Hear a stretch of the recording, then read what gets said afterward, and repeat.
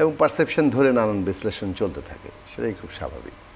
ফলে এরকম কেউ মনে করতে পারেন, এরকম বিশ্লেষণ আমি শুনেছি যে নানা ধরনের যে বাস্তবতা তৈরি হয়েছিল এই মানে পদত্যাগের ঘটনা অথবা পদত্যাগ করতে পারেন এইরকম একটি মানে ঘোষণাই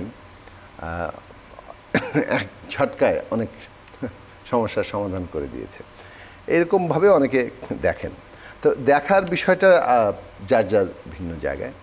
আমাদের জায়গাটা রাজনৈতিক দল হিসেবে আমরা কিভাবে দেখব এই বিশ্লেষণের চাইতে আমরা যেটা দেখছি যে বিচার সংস্কার এবং নির্বাচন নিয়ে একটা সমঝোতা, ঐক্য এবং সুনির্দিষ্ট একটা রোডম্যাপ সকলের কাছে গ্রহণযোগ্য, এটা তৈরি হওয়াটা আমাদের জাতীয় স্বার্থের জন্য এখন অত্যন্ত জরুরি।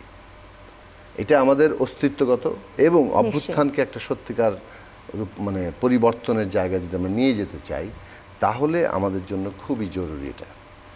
এইটা মানে বিষয়টাই আমরা বলতে চাচ্ছি যে ওইদিকে আমাদের ফোকাসটা বেশি হওয়া উচিত। দেখুন, একটা জিনিস ঘটেছে, 5ই আগস্টের পরে আমরা বলেছি নতুন বন্দোবস্ত হবে, আর সত্যি আশা করেছি।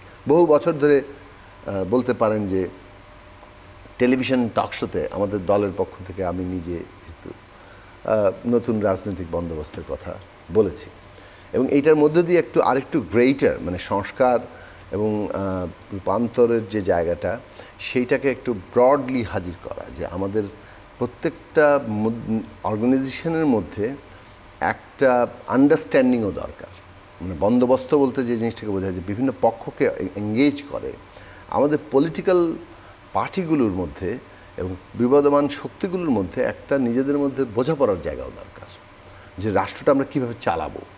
এইটার যদি নিয়ম ঠিক না করি আমরা সবাই কিন্তু মারা পড়বো, অথবা সবাই মিলে আমরা বোঝাপড়া হবে কি করে আসলে, সেই অর্থে কি বসা হচ্ছে বা বসার সুযোগ তৈরি সেটা হচ্ছে? আগের কথা আমি বলছি, যখন আমরা বলছিলাম যে সব পক্ষকে একটা জায়গায় যদি না আসে তাহলে কিন্তু এরকম যুদ্ধংদেহী থাকবে।